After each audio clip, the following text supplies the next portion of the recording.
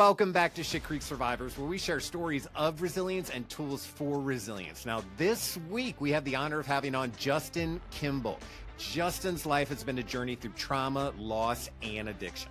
After hitting rock bottom, he surrendered to God and chose a path of destiny instead of destruction. Today, he contributes to Gangsters for Jesus in a leadership capacity, an organization using public outreach in gang-affected areas to serve and inspire others. Recently awarded an honorary doctorate, his story is a powerful testament to resilience and transformation. Thank you, Justin, for blessing us with your story and sharing it with our audience. Here we go. Welcome back to Shit Creek Survivors. We have Justin with us today. Thank you, Justin, so much for joining us.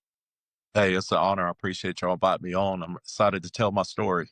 Absolutely. Justin, I'm excited to meet you and hear your story. I don't know anything yet, so I'm going to be the raw attention seeking or whatever you ask questions and stuff for the audience kind of thing, because I don't really know where this ride's going to go. I'm looking forward to it. Those are the best rides. So I had the honor of meeting Justin through Kevin, one of our previous guests. I actually got to meet him at a coffee shop here in town called Holy Grounds in Cartersville, Georgia.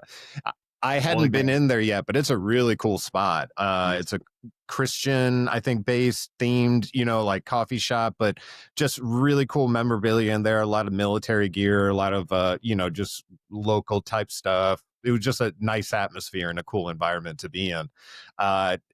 Justin actually brought in another individual who I'll be introducing later. He may be a guest on our podcast as well. So this just keeps blossoming and blossoming. But I was explaining, to Justin before we got to talking that really today is just an opportunity for him to share his testimony and for him to, if anything, share his story. And if he ran into any roadblocks, what he used to get through those roadblocks. And we can go anywhere with that. So, Justin. Well, start with telling me about yourself a little bit. Justin, tell me. I'm 47, Army veteran. I just got labeled through college as a doctor. And where I'm from, there's no doctors. I'm in a ministry called Gangsters for Jesus. We go all over the United States and big cities, and we try to pull people out of gangs and get them on the right way. We are faith-based, but to help them, we don't require them to believe in anything. I'm married, got 3 girls, a stepson, a stepdaughter. All of them's grown but one. And our new daughter is my wife's Frenchie bulldog. For some reason, it believes that I'm its dad. Oh, really? Yeah. Yeah. Does it sleep with you, I guess? Hop in the bed, that quarter? Yeah. Those Frenchies are cute, but they're a lot of work. Yes. I don't know about that. I want a big dog. A big boy. He was American Bulldog. It's weighed about 120 pounds. But when I was moving, my sister was watching it, and something happened that I wasn't aware of. She got hit, but I didn't know it, so she died. So there's more trauma. Yeah. Exactly. Layers and layers of trauma. What brings you on here today? You got a story to tell us? Yes, it's a long one, but I can hit highlights because I'm like y'all. After 30, 40 minutes, I'm ready to go get more coffee or energy drink. So yeah. But I need like a timeout at that point to be like, all right, I gotta sort all that out before I can put any more in here. So I'm with you. So I am from Cartersville. September 10th, 77, I was born here into a family that was considered white trash. And lower level, middle class, have been there with the lights cut off, fighting roaches for your food, that kind of stuff. Because my mom became a Christian when I was 5, but my dad, he was atheist and hung around with a lot of bad people. Some of them wore cuts and rode Harleys. I'll leave it at that. And one of the first memories I have of my dad, I wrecked my bike and tore up the neighbor's fence. I walked through the house and he said, "You're a dumb arse." Slapped me in the back so hard that I shot through the door and landed against the couch. And I went and looked in the mirror. I had the welt mark on the back. And but if I told my mom, there's going to be worse than that. And the first memory I have of my mom's brothers, they got in a fight, and one of them cut one up, gave it 160 stitches, while the other one beat the one with the ball bat, and they both went to the hospital. Dang. How old were you? Yeah, I was sort of born into seeing that kind of stuff. How old do you think you were when you remember that? 6 years old. Oh, Can't wow. forget it. Then my mom, she tried to be a Christian, but it was hard to live with my dad when he was an addict also. And there's always people playing poker, smoking pot, and crank and everything else. But she would leave and take us with her. But there's sometimes when she worked, we had to be there. So in the middle of that, you're seeing all this adult stuff, and you're like 6, 7. Mm-hmm. I think that's normal. Yeah, and that's what I thought. Like when I went to school and kids were talking about my family went to church, and back then it was Shawnee's. We went to Shawnee's, and I'm sitting here like, man, I'm glad I got a piece of chicken. There's so many of us. So Mm-hmm. I looked at life different. I looked more like it's survival more than I did that I was supposed to be happy and joyful.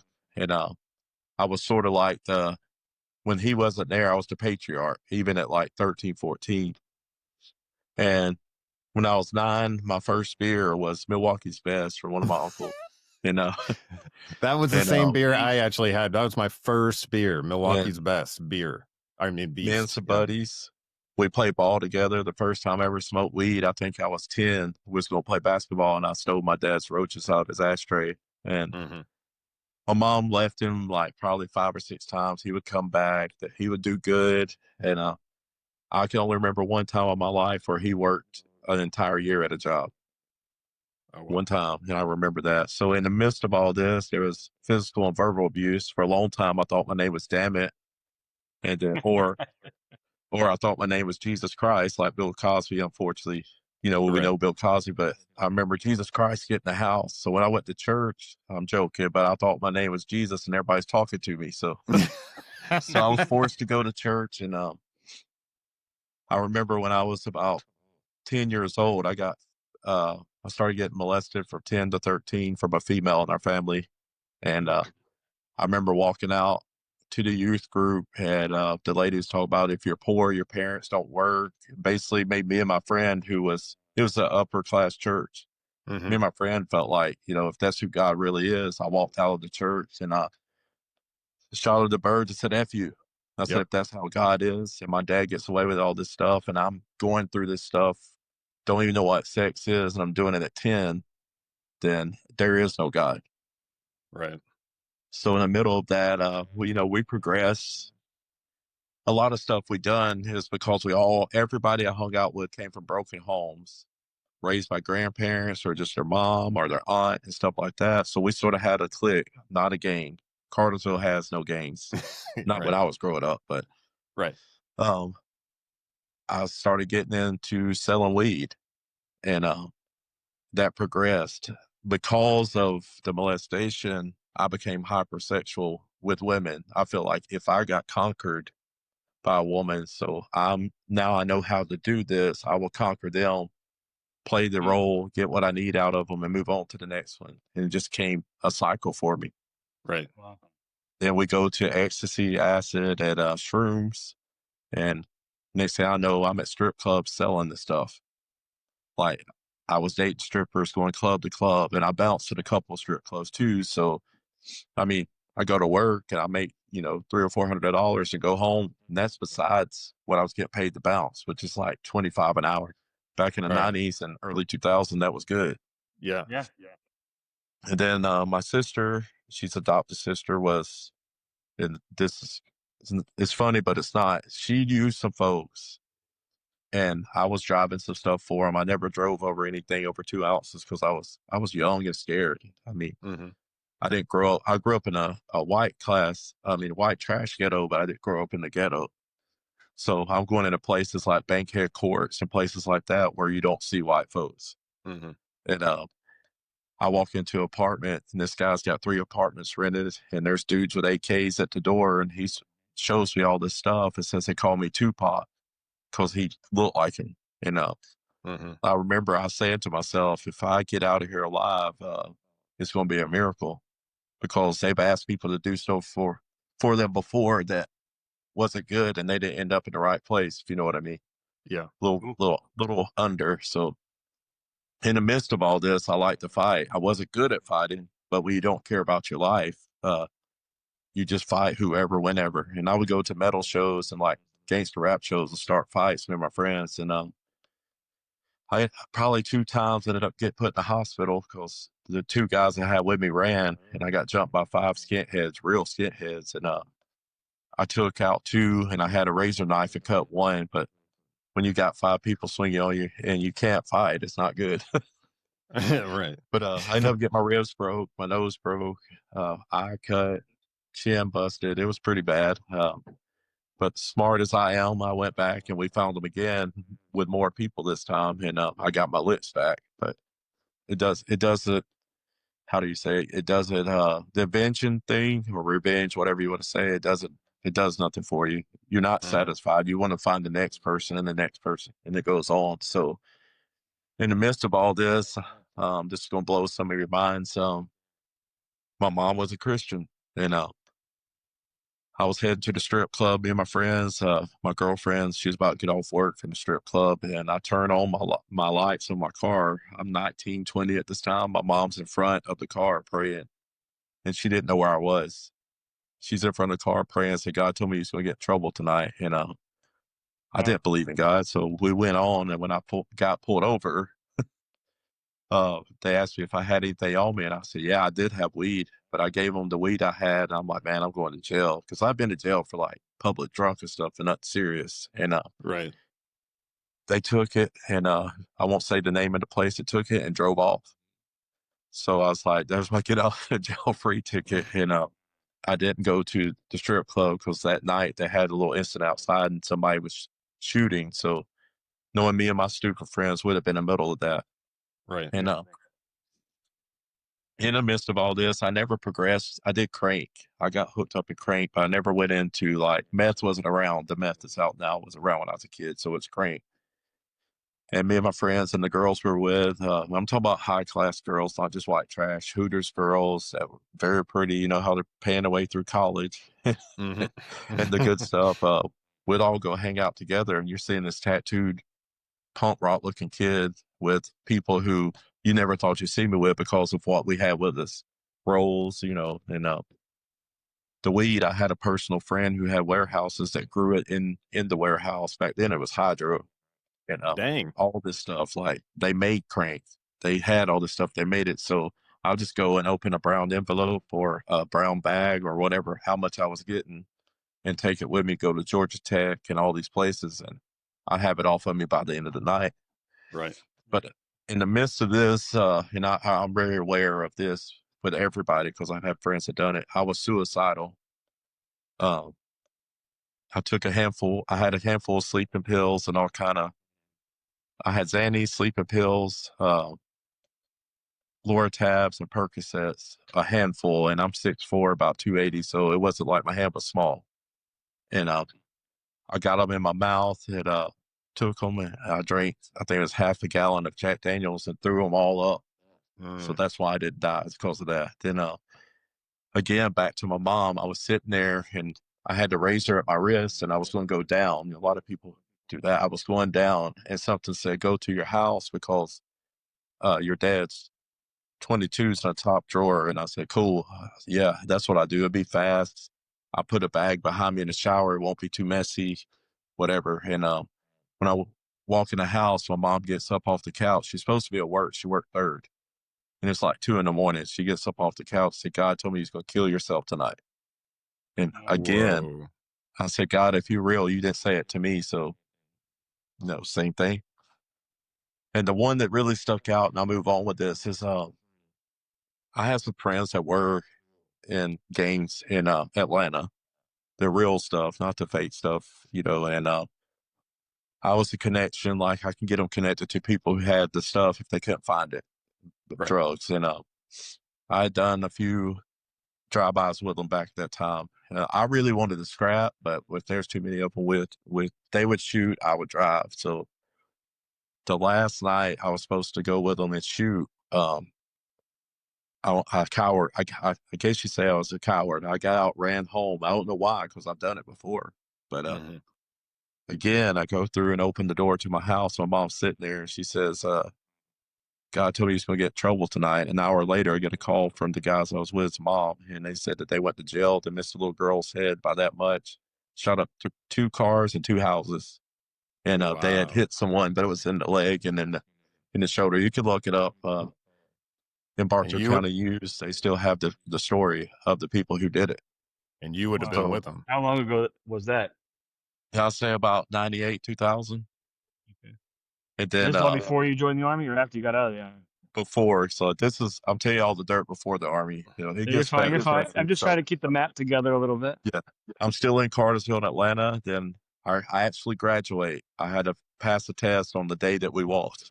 I skipped like 30 days my senior year, and moved to Phoenix, Arizona with a best friend. Same thing. The dope boy is upstairs. We're downstairs. So we just started networking together. Our house was always full of beer and liquor, women, and drugs. And same thing. And I never forget, I was talking to this girl, Hispanic girl, and she dressed like a cholo. I don't know if you know what that is. Or chula is what they call her, like a Mexican gangster. I didn't think about it. I'm from Georgia. And this guy comes up. This was when it wasn't cool. Had the tattoo on his eye of the teardrop, and he pulls out a 9 and puts it to my head and says, "You date my daughter?" I said, "Yes, sir." He said, "Your name Justin?" I said, "It sure is." He goes, "You ain't scared?" I said, "No." I said, "I want to die," because I did. Mm-hmm. Not that I was tough. I wanted to die. I said, "You go ahead and do it." And he said, shook his head and walked off and called me some curse words in Spanish. And local is probably one of the words. Yeah, this guy's crazy. The other one, I don't try to cuss, but the other one's Bandejo. So, yeah. And a lot of other stuff. So we and him had a thing going there. We're starting to make money. And I ended up in a bar with some Samoans and some Hispanic gangsters. I won't go into the name because they're making their way this side of the country. But they take me to the parking lot, pull up an old Cadillac. I think it was like an 87 Seville or DeVille. I can't remember. Open the trunk, and there's about 10 AKs and about 4 or 5 kilos. And said, "We know you're doing good, doing small time." And I said, "Yeah." I said, "But I'm white." I said, "I'll be with Samoans and Mexicans." And I said, "How do I fit into this?" He goes, "That's exactly why we want you. You don't." Mm-hmm. And I said, I think I better head back to Georgia because this was high level stuff. Like, that's just part of what they had. I've been into their parties, seen them take care of people, not kill them, but take care of people. And I was like, I'd rather be small time because if I'm in this with somebody else, they're going to tax you and I won't get all the money. Mm. I wanted to keep myself out of it because I kept all the money. Right. And I moved back to Georgia and more control. I can see that. Yes. They told me they showed me a map of around Arizona. You'll be here and here and here and here. And I'm like, no, I ain't. And again, I thought I was going to get killed. Yeah. And they said, okay, but if you ever open your mouth, we know where you live. I was like, after I walked out, I was like, I better head back to Georgia. So head back to Georgia and ended up in this party. And my friend got a 40 busted over his head. Somebody got stabbed. I took a rock and smashed it over somebody's head. The one that hit my friend with the 40 bottle. And he went to the hospital, got about 100-something stitches. And they found me, not the cops. They found me about a week later. They come by and the guy's in a convertible. I can't remember the name of the car. It's a Cutlass, but it was convertible. They had chopped the top off. I saw him do this and I saw this 5 times. No muzzle fire, no nothing happened. And the guy's sitting there doing this. And get home and guess what mama says? No way. Same thing she said the other times. And I was like, you know what? I'll try the church thing. I got sober for a short time, joined the Army, got married, had 3 kids. And Army culture, every day. I got to where I was drinking a case a day, 2 quarts of moonshine, at least 5 or 6 shots of JD. I guess because I grew up around rednecks, I like JD. But got deployed twice to Afghanistan. And what was your MOS? It was 13 Fox, and then I went to 13 Tango, Ford Observer. Then I went to artillery surveyor. But when we deployed, top or first sergeant comes up and says, "Hey, Kimbel." I said, "Yeah." He goes, "How tall are you?" I said, 6'5". He goes, "How much you weigh?" I said, 285 pounds. "Here's your 240 Bravo. You're on QRF and on the convoys now." I was like, "Good," because I didn't want to be a weatherman for the Army anyway. I saw enough to know that I was there, but what really struck me was seeing kids come in hurt, and that got to me, and elderly people that was just in crossfire or something. And one of the things that stuck out to me, I had to leave my second deployment and come back because my middle daughter's having surgery, and my best friend and two other guys it was a bunch of guys, but we're in the TOC, and a rocket hit and killed all of them. So I got survivor's guilt, and I was the one that went and told one of my friends, the friend that passed away, went and told his girlfriend, his little boy, who was 1, what happened. And that and the trauma built up from the past and how the Army gets your anger and pushes it towards your goal, do this and that, run like hell, like you're kill, kill, kill, all this stuff that stereotyped. I was wanting to be that person. And I tweaked my knee before I left, and it gave me 90 days worth of Percocets and Xanaxes, all that I was supposed to be getting for meds. It gave it all one time instead of every 2 weeks or 30 days. And me and the medic had this thing going. It's like, "Hey, bro." He's like, "Yeah." I was like, "I'm getting 2 gallons of liquor every week sent through the mail." I said, "You write me for this prescription.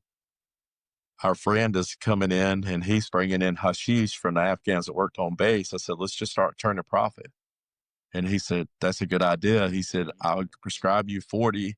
I'll keep 10. You sell the rest. We'll split the money." I said, "Well, how about we charge $20 to $25 a shot of JD and Jim Beam?"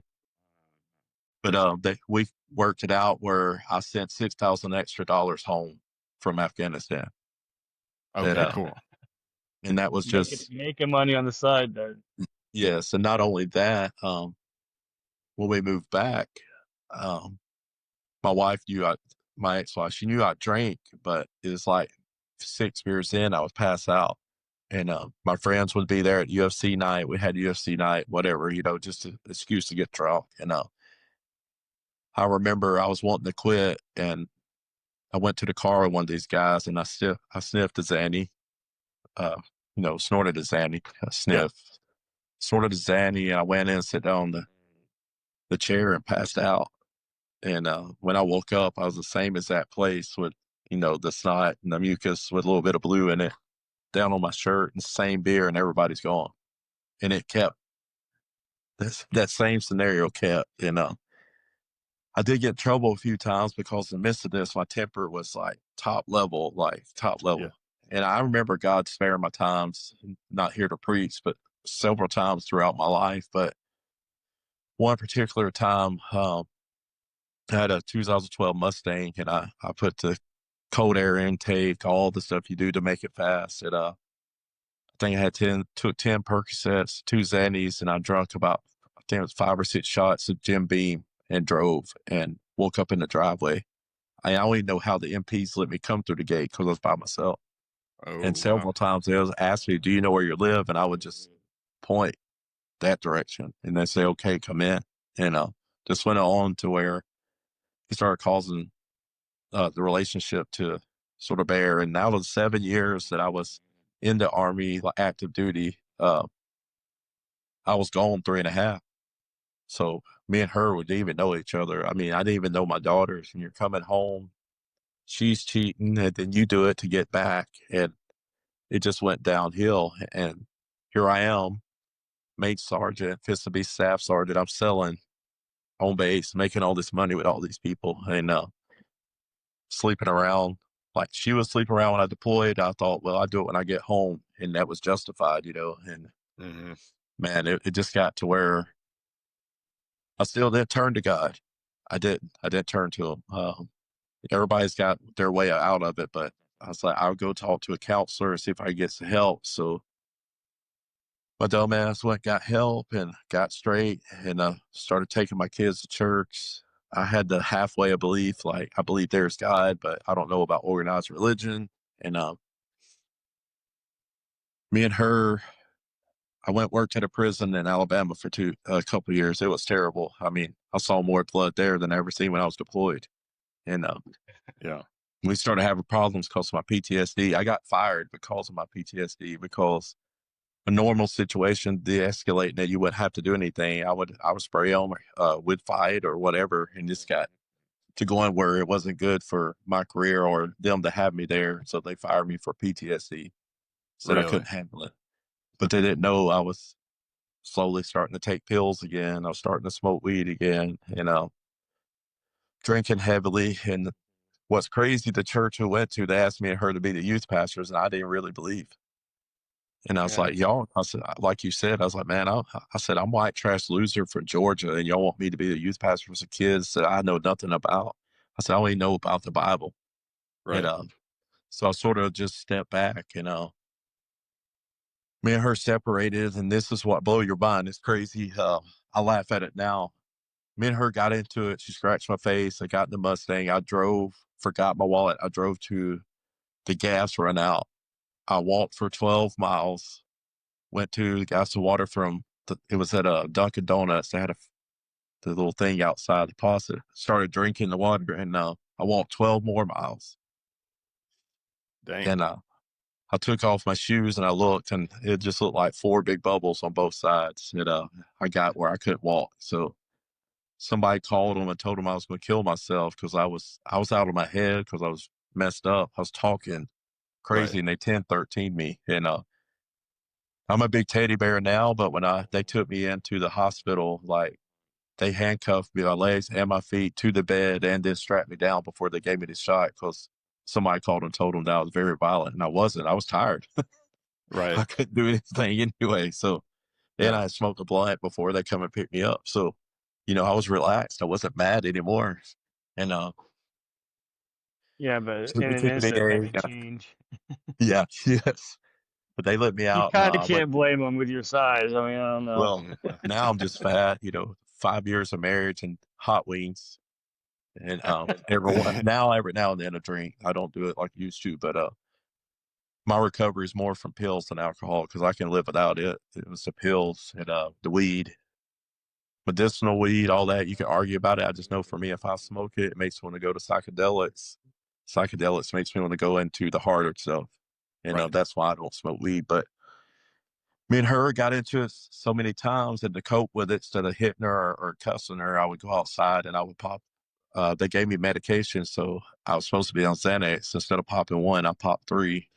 It built back up, but I was able to work and hide it. That was the problem with me. I could hide it because I would just do enough when I got off work. Then that's when I would pop a handful. Right. And I got to doing where I was doing 10 a day, and at night I'll stay up to 2 in the morning. I would just pour out, wouldn't even count them sometimes. It'd just be a bottle in my hand and take them, drink me about 5 or 6 shots and 3 beers, and I'm good. And I remember I think I was overdosing, but it's going to sound crazy, y'all. Yes, I used to trip on acid, but I woke up one night and I looked down and I saw my body. And I think I was dying because I could see my body, doing the shapes and stuff. And then all of a sudden it felt like I fell like from 2 stories and hit, and I jumped up, and my buddy, because I was trying to wake me up, he said, you Really? wasn't breathing. And I was like, well, I said, wherever I was going, it wasn't good because I got a bad feeling. when I was Oh. up there, I was like, man, I'm going to hell. And I was like, I don't even really believe in that stuff. And so moved back to Georgia. Me and her try to work it out, and we go to a club, which is the worst thing, to see my friend's band play. And of course, I'm drinking. Yeah. I think I had popped like 5 or 6 Sandies and 2 Percocets, and I was drinking heavily. I don't know how I was even functioning because it got to the point where I could take probably 20 and still walk around like it's nothing because the tolerance had built up. Right.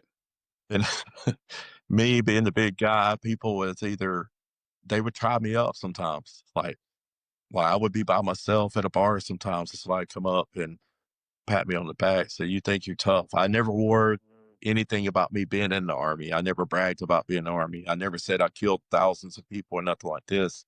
But every now and then in a bar, there's that one guy who wants to test you. And the guy shoulder blocked my wife and come by and shoulder blocked her. I was like, he's drinking. I told her, just let him be. She went to the bar to get me it's a 2-drink minimum for each person when you go to the bar. So you could buy 10. So she would go get her 2 and me 2 and give me 4. And okay.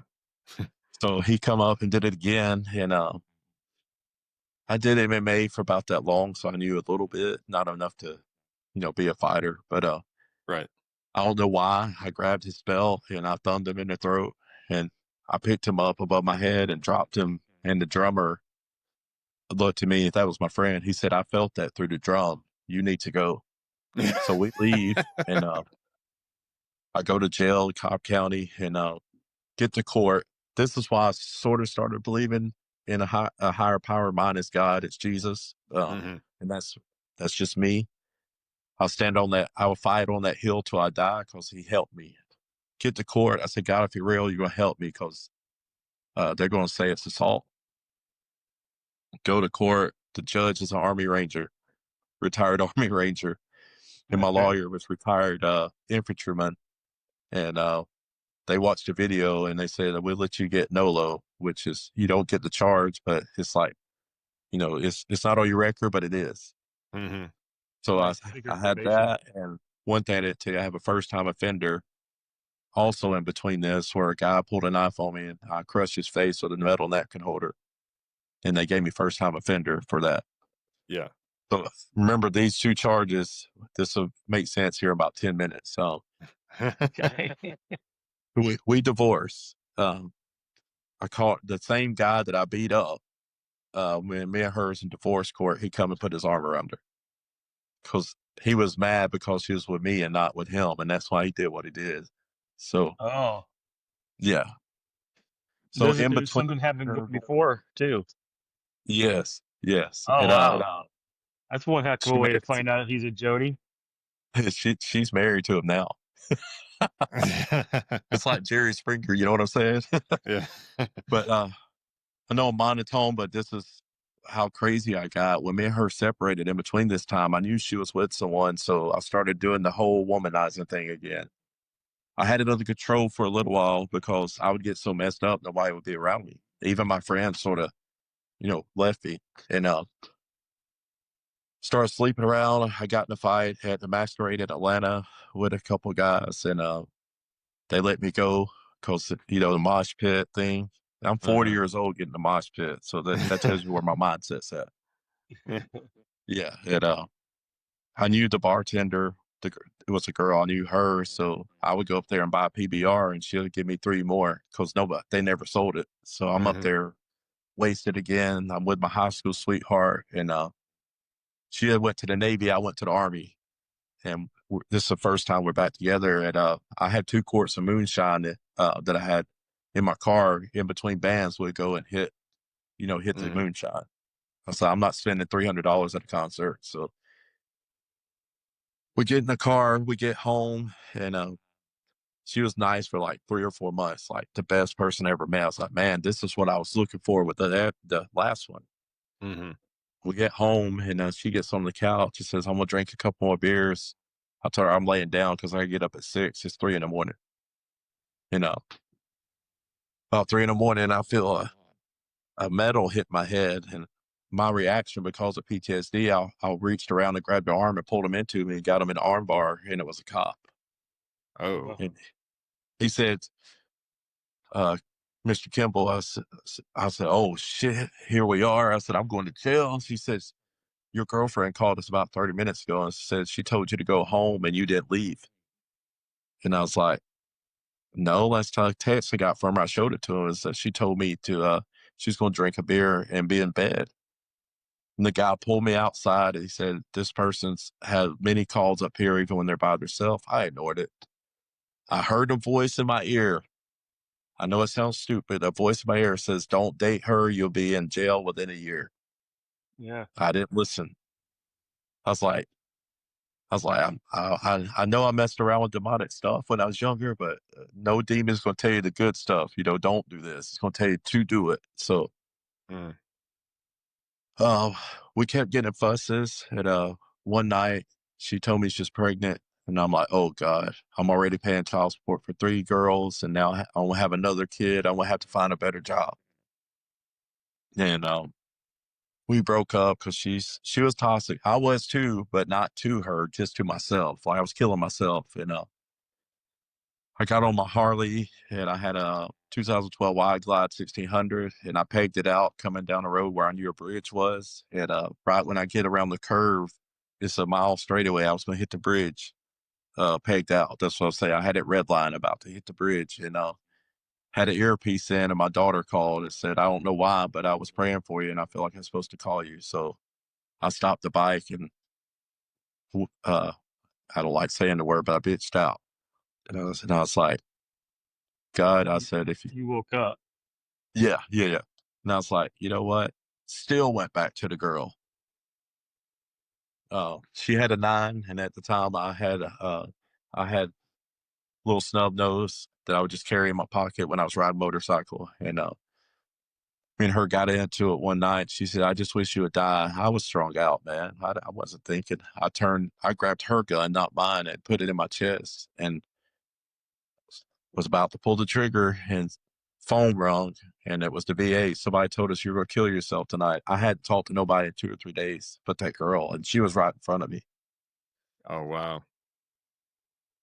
Then we get, Probably your mom. I get home. She breaks up with me. I'm like, cool. I said, good. This is over. I don't need this, this drama, this toxic stuff. I said, I need to get myself off this stuff. And I was going to counseling. I was doing the NA and all that stuff. And it was like wasting my time because I knew that I wasn't going to quit. Right. And if I cry here, if you don't like men crying, we could talk somewhere else. That's what we do, man. That's what we do. Yeah, she called me and said that she lost a baby. So I wanted a son, and I wanted a son named Isaiah. That's what I wanted. Isaiah Thomas, I used to love him in basketball. And the Bible, I loved Isaiah too. Just the name, not the book. God whispered in my ear that night again that you're going to have a son named Isaiah. I was like, whoever that is. I looked at the guy sitting next to me at work and said, if you say that again, I'll slap you. Because I thought it was him talking to me or it was the drugs, Take her to the hospital, stay with her, clean up her room, her apartment. I didn't live with her, cleaned all the stuff up for her, did all the right stuff. And I was vacuuming and the purse fell and it said, Atlanta Abortion Clinic, $995.79. She had abortion behind my back and told me it was a miscarriage. And I lost it. I didn't hit her. I got in the car. And as I'm leaving, she was toxic. She run and jumped in the car as I'm leaving. And we get to my mom's. And again, she's on Adderall and all her stuff. And I kept my pills separate from her. And we just fought all the time. We get to my mom's and she says, I know that you've been sleeping with a psychiatrist at the hospital. I was a security over hospital.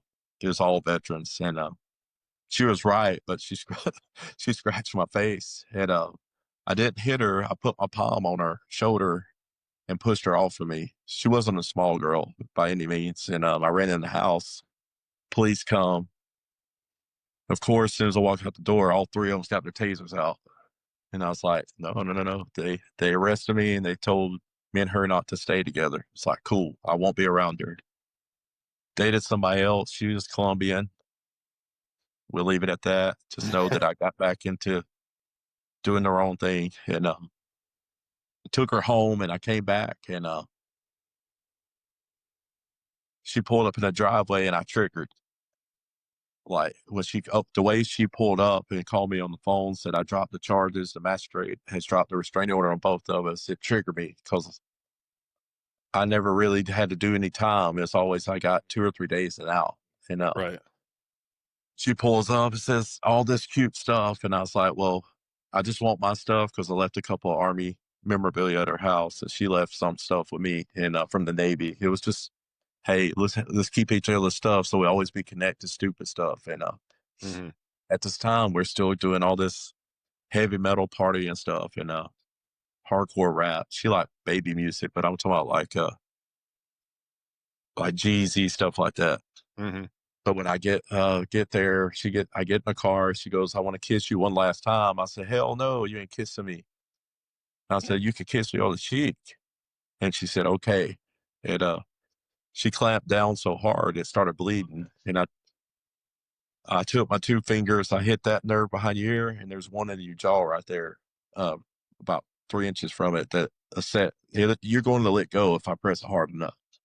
And I did, and I ran in the house and told my mom, I said, "You call the cops," because I was actually picking up my girls to go home with me. Mm-hmm. And before I even got out of the car, there's already police pulling up. I said, "Shit." I said, "This is going to be a felony." I told my mom, I said, "Take my VA check." I said, "You keep all the child support for the girls because I'm divorced." And I said, "Put the rest on my books and I'll be okay."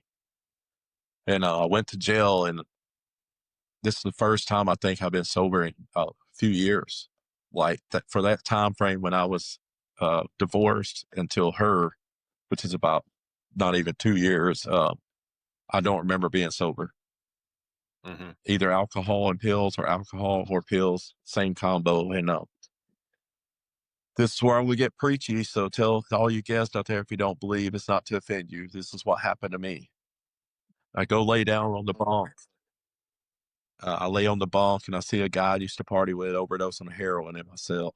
And we were pretty good friends. I hadn't seen him in years. And I hadn't moved back to Georgia for like 12 years. And I see him there and I hear a voice say, "When are you going to do what I called you to do?" And I look at the guy next to me and say, "Bro, you drunk." Because I was sober this time. Mm-hmm. And I wasn't hearing, if you ever did stuff, the wahs in your ear and all that good stuff, or I Right. wasn't shaking or anything. And I said, "God, is that you?" And he said, Jeremiah 31, 3-5. And I was like, only scriptures I know is John 3:16, if you ever grew up in church. Right. Yeah. And I looked it up and it said, "I loved you with everlasting love." He said, "I'm going to build you." And what really caught my attention said, "Rebuild you" after that. And I said, "I need to be rebuilt." I said, "God, I can't stop these pills. I can't stop this drinking. Because if I had pills, I wanted to drink. Because, if you drink with it, it amplifies it pretty quick." And Yeah. I said, "I can do the drinking, but these pills I can't get off." And walked into the cell block. This old man walks up and says, "God let you come here so he could get your attention." He said, "I'm a backslidden preacher. I'm only here because I was driving a revoked license. And my daughter was sick. I was trying to get her to hospital. They arrested me." I was like, "Okay, whatever, dude." Still didn't turn my life over. The chaplain, never met this man before in my life. He said that girl was going to kill you. He didn't know that she had pulled a gun on me a few times because I would go get her pills. And he said she was a witch. The other guy said she's a witch. I'm thinking like Wizard of Oz, whatever, witches, whatever. I was like you're going to tell me Lord of the Rings is going to send me to hell and it's written by a Christian guy? Right. Okay, sorry guys, that sucked. It's like when I get my story out. So go back in jail, do the whole jailhouse religion. I've lost everything: my house, my cars. I had 3 Harleys. I had a caddy, all this Pathfinder. I was doing, me and my friend had a business together, which I lost everything because I couldn't work. I was in there 6 months. And when I get done, I'm in my cell and the Holy Spirit, I know it was God, said, "You'll be here 6 months from the time you checked in." I checked in 10:38 on a Monday night. I never forget it. 6 months later, after all this big spiritual journey, I was praying for people and they were going home early and they had charges like armed robbery and dope and this and that. And they were going home with no charges. I was like, "Okay, God, all these people are going home. People were getting healed from Hep C, all kind of stuff when we were praying for them." And I was like, I'm young. I don't know much about God. I'm reading the Bible, but I said, "How everybody gets to go home." And I get to the judge. She said, "We're offering you 10-2, uh, 8 years probation, 2 years in prison." And I said, "Well, I know I got a lot of charges about fighting and stuff." I said, "But I didn't even use the Jesus card, you know what I'm saying, to try to get out." I said, "But I said, if you look at my military record and the other charges, you won't see nothing like this on there. The charge was aggravated stalking, even though she was at my house. Right. And she had a Yeah. restraining order, but she didn't go to jail. They let her go home. When she blew in for the test to see if she was drunk or not, she blew 2 times over the limit, and they got her a cab, let her go home, and took me to jail. In the midst of all this, all these people are going home, and it's my turn to go to court. And I go to court 4 months later, and after I was in, and it was the sucky thing about it was a female judge. I was like, man, she's going to give me the max. I'm gone. I was scared, and this had to be a miracle. My ex-wife wrote a letter to the court and said that I've been with Justin for 13 years. Before we divorced, he never cussed me or never laid a hand on me. And then I had a couple other like people send affidavits like that. And I said, how about I do a year in jail? And I said, and I'll do the rest of the time on paper because I've never really been, in population. Right. She said yes. And the night that I got out, it was 38 or 28, whatever I told you, 6 months later. Wow. So I'm 40 years old. I'm like, God, I was like, you're a big God from what I heard. I said, I'm going to be 40 years old living in my mama's house. I said, how am I going to get a girlfriend, doing that? And my mom's still super Christian to this day. Like I am one, but she's like, she lives it way better than I do. I'll just put it that way. And Right. moved our house and go ahead. Don't compare yourself. Oh yeah. Comparison is the thief of joy. That's true. But I was sitting on the picnic table outside and I said, God, if you're this big, I said, I need a job. I said, I need a car. I said, I need insurance on the car. I need a place to go. And within a week, I had all that. My sister had an extra car and she said, you've helped me out all my life. She goes, you can have this car. And I went paid Nice. 6 months insurance on it. And I said, God, I need money for the job that I got. I got a job, warehouse manager for a metal company. I said, I need the insurance money. And I'm serious. I wasn't thinking this. A voice says, this time it felt like it was from here, but in my head, the thought, some of you always say it's thought, some say God, it said, remember when you was in the army, you started a side account and I had forgot all about it. And it was $3,000. So I got an apartment and everything set. Oh, nice. And I'm like, God, if you're for real, I said, I need a real church to go to that's not telling me I'm going to hell every day. Because the way I grew up, it's like, if you say damn at a red light, he's going to strike you like Zeus and send you to hell. And he said the basement. And I was like, oh, my mom's don't have a basement. She's living in a ranch style house, and got on Facebook and there was an advertisement for a church called The Basement in Calhoun. I was like, okay, I walked in. As soon as I walked in, everybody stayed away from me. Got this 6'5" tattooed guy coming in, and they had a few people there that looked like my kind of people back in the day. And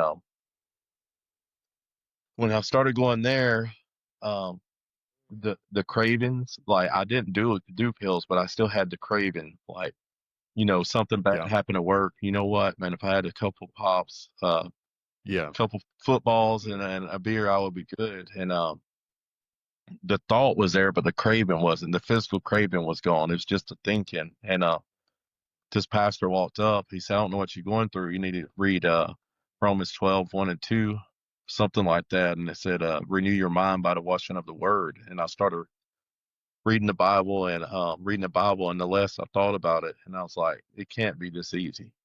Because I got sick, in the past where I tried to quit. I got sick, threw up, looking like I've been on a 3-day bender or something. And didn't do it. And I left there to another church, and this was when things just start falling in place. Like my reputation in Carsville was ruined, so I didn't come back here for probably 6 or 7 years. And I started going to another church and heard this voice again. I was praying for a wife, and I was like, I want a wife that loves God more than she loves me. And then I think everything else will fall into place. I'm still dealing with PTSD. I'm still on the meds, still wrestling with stuff. And he said, the voice said, your wife's right around the corner.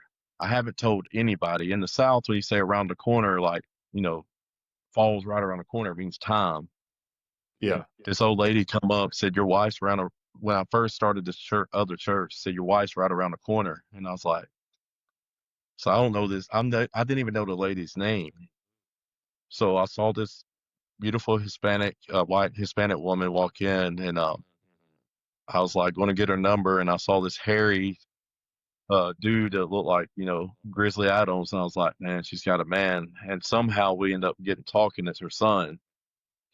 And we start dating. And I said, when you come to church, I was at another church doing a revival, giving my testimony like now, but more exciting. She said, where do you sit? I said, I sit in front of the sound booth. I saw you a couple weeks ago. I said, I'm at another church speaking. She goes, well, I sit right around the corner.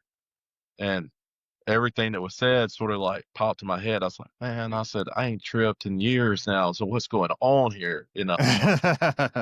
I told the pastor, I said, hey, man, I used to do drugs back in the day. I said, I've been sober for it's about a year I was sober. And I was still drinking heavily, but I didn't get to the pills from there. I didn't want the pills. And he says, do you believe God can speak to you? I said, well, yeah, I do now.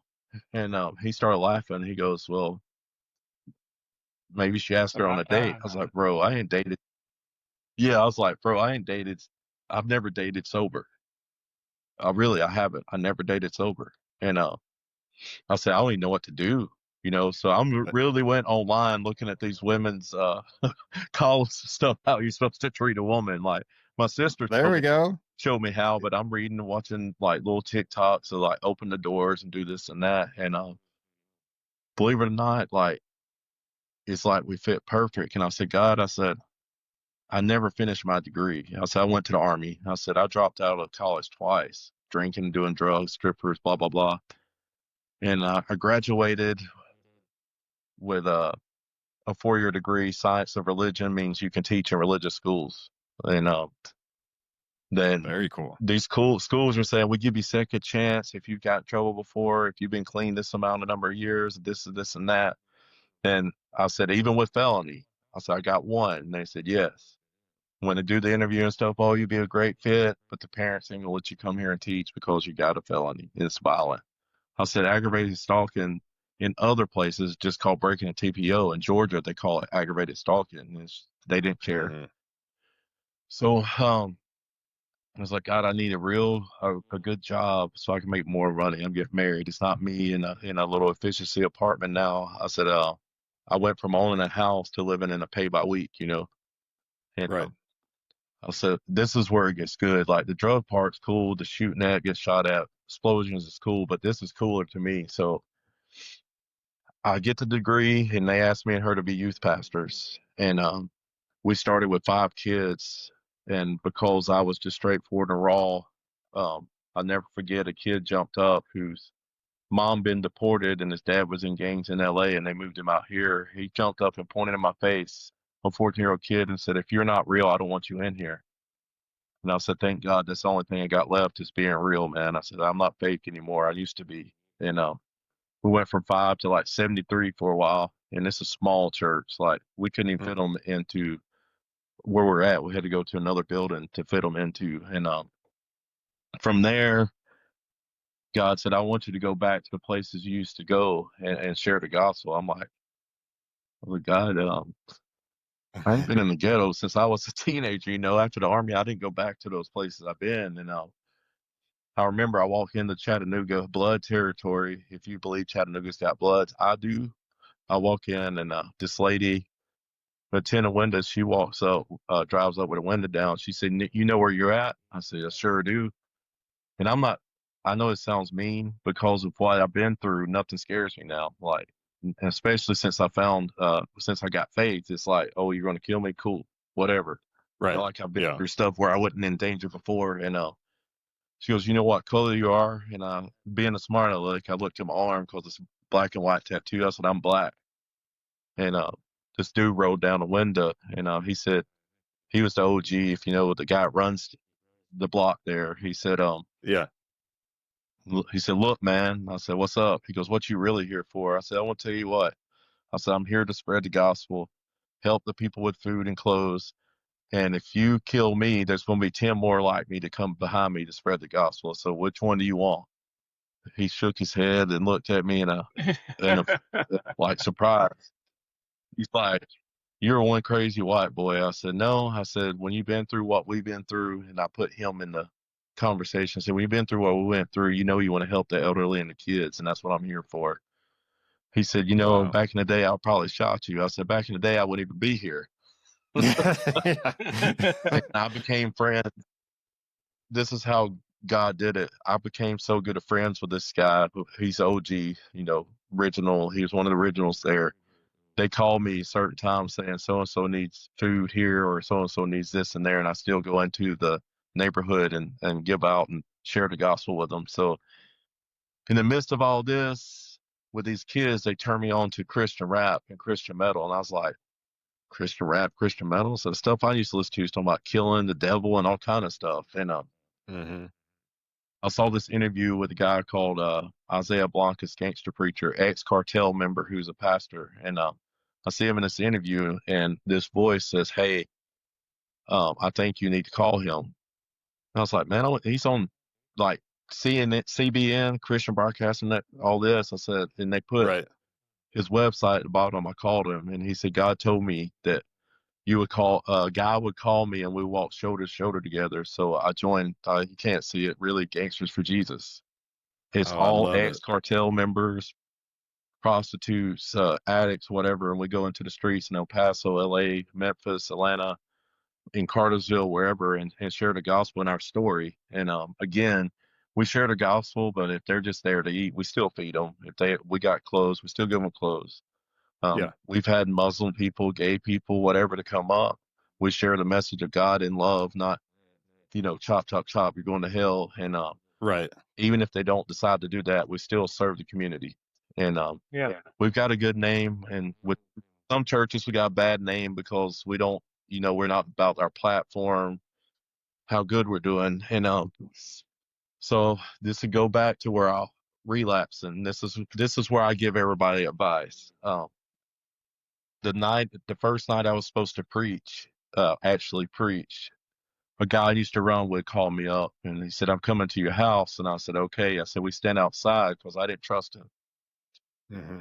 He said, "I got a case full of beer." This is like a few years ago, and it happened again it was about a week when me and you talked about Mm-hmm. Cameron. He said, "I got a case of beer." He goes, "I got a bottle of JD." He goes, "I got about 50 Percocets."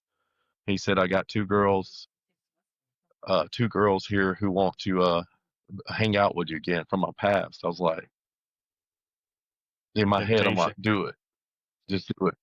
Yeah, do it. And I told him, I said, "Look, man, if I do this now, I'll never forgive myself because I'm married now, and all these good things are happening to me." And I didn't want to come back to Cartersville.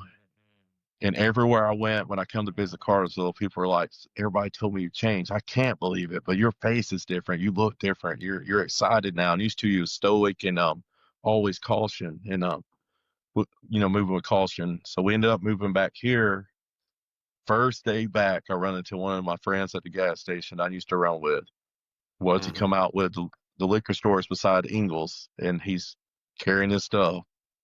Right. He said, "Big J," my name's Joseph, said, "Big J," he said, "come to the house, man. I just rolled 4 blunts, this, and that." And God said, "This is the time where you get to make the choice to go back or tell him about me." And I did. And the Yeah. guy changed his life now. I mean, he was a Crip. Really. Yes, he was a Crip, and the guy that got him in died. So he moved from the town that he was in to the other side of Georgia to where I'm at now, and folded his flag. And he just now got married and started going to church. And I was like, what if I'd have went with him? What would have happened? Yeah. Wow. This Completely ain't even different. the end of the good story. I know I said I'll take 30. I lied. Yeah, we're me and her's doing all this good stuff, doing outreaches. Sometimes I'll go to churches and ask them to go with me to ghetto, and I go to homeless camps too. I don't care. I mean, what are they going to do?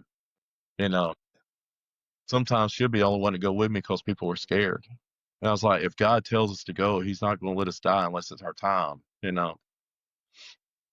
I said, "God," I said, "I don't want I was going for a doctorate in religion, and I said I don't want to go back to school, but I said, now we're over Gangsters for Jesus Georgia chapter. I'm getting to speak. I'm about to start writing a book next year. I have a ghostwriter, and all these things are falling in place. I said, but I want to go back to school. And their voice, I don't hear this constantly. Like, I feel him, and he does speak to me through the scripture stuff, but this ain't like every second I hear God. You know what I'm saying? Right. But Yeah. he said, don't go back to school. I'm like, cool. So we did about 5 or 6 outreaches here, and I was like, good. I said, I was tired of writing papers anyway. Hmm. And this guy comes in and said, heard about you and saw you, but you didn't see me when you was doing outreaches for the homeless in Atlanta and for the gang members and stuff. And he said, I'm a bishop and I'm over a program from a black college. And he said, with all your experience and your school and the military service, I can get you an honorary doctorate degree in humanitarianism. And I get that certificate this month. That's Congratulations. awesome. And in the midst of all that, now my reputation in Cartersville and in Georgia and places I used to go is turning around, where he's not the drug addict wannabe gangster. It's, hey, this guy's a real man of God now. And I still, my mouth gets the way. We're men. I mean, you've been in the We're human. military or just a man on a construction site. It's in your mouth sometimes, but um, to be able to work with the people I work with on a high level, like even like commissioners and mayors and people like that, coming from where I come from, the low white trash kid that rode the bus because he didn't have a car till he was 16, and parents worked 2 jobs, my mom worked 3, to now it's me and my wife, and we're doing all these things. It's like God took me from where I came from, and I used to, when I started selling, and took me back to the same neighborhood and let me preach the gospel where I started selling drugs. The same Yeah. street that my friend got shot at, and all these things happened. I went down that street and shared the gospel with people that are in the stuff I used to be into. So he brought me full circle back to where I used to be in a positive way. And my lesson for everybody is, don't give up. When everything starts looking like it's falling in, keep going forward. If you don't have faith, that's cool. I have faith, but if you have, make sure you have a real support system, not one that enable you, pat you on the back, say everything's be all right. One that's going to say, hey, pick up your drawers and tighten your belt and get in the mud and start moving forward.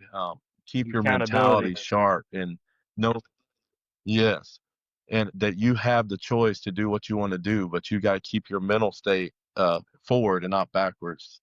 I don't like Jelly Roll, but something he said really stuck out. He said, why are we looking in the rear view when it's that small, when the Yeah. window in front of you is so big and there's so much ahead? The thing we do as addicts and recovery or alcohol, whatever, is that when that trigger comes, we run to the familiar, and the familiar is that fake medicine that we have.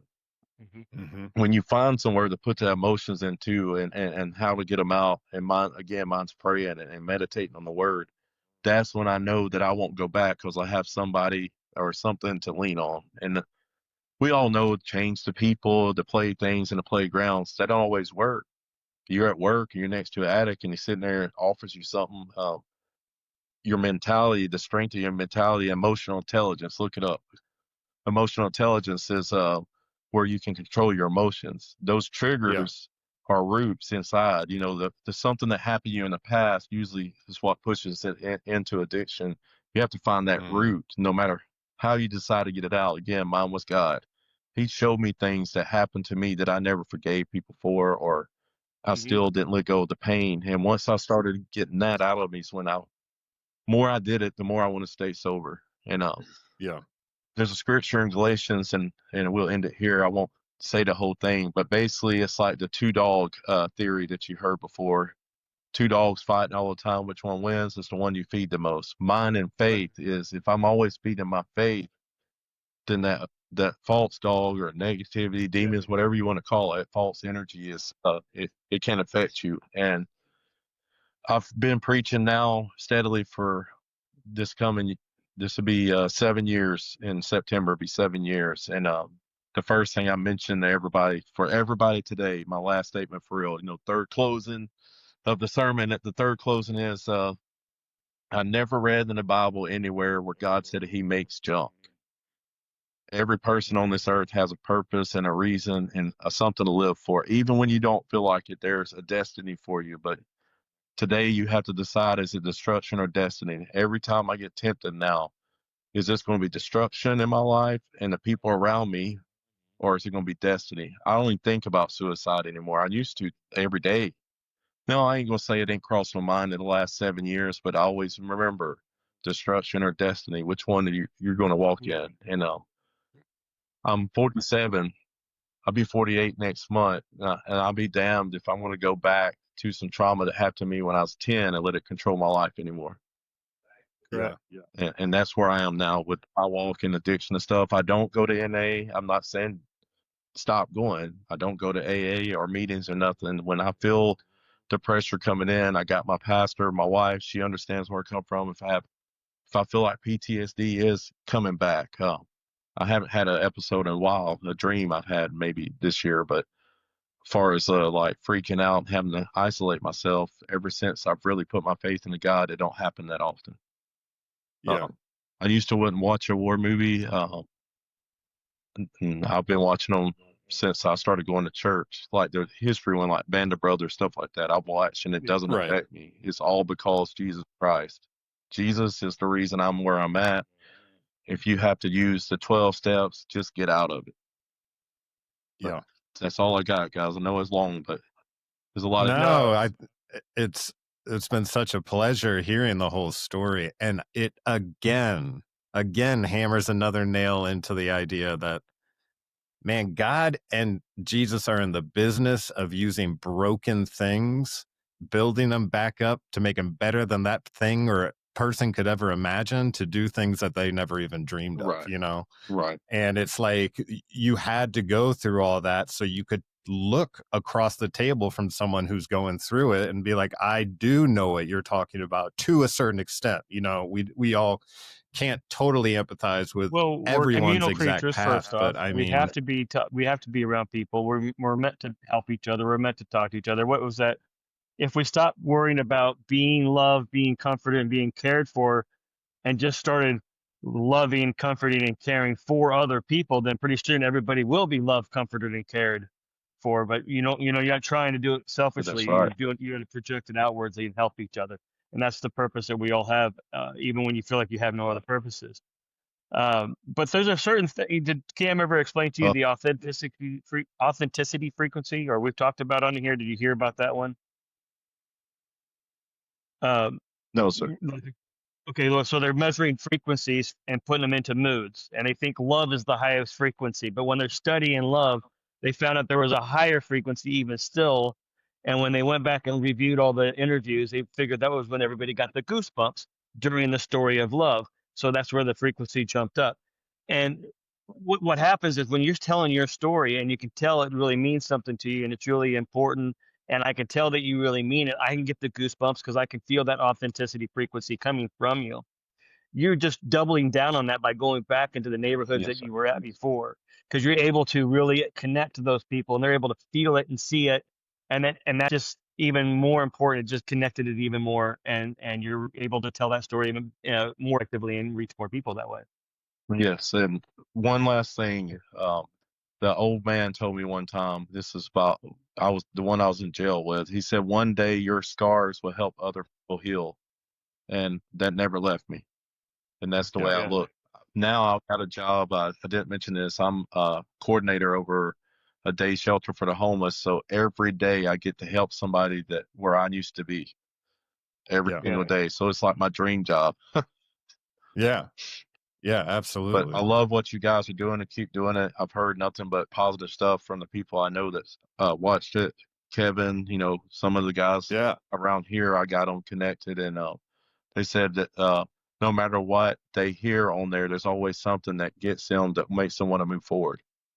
There we go. There we go. Thank you so much for sharing that. That's right.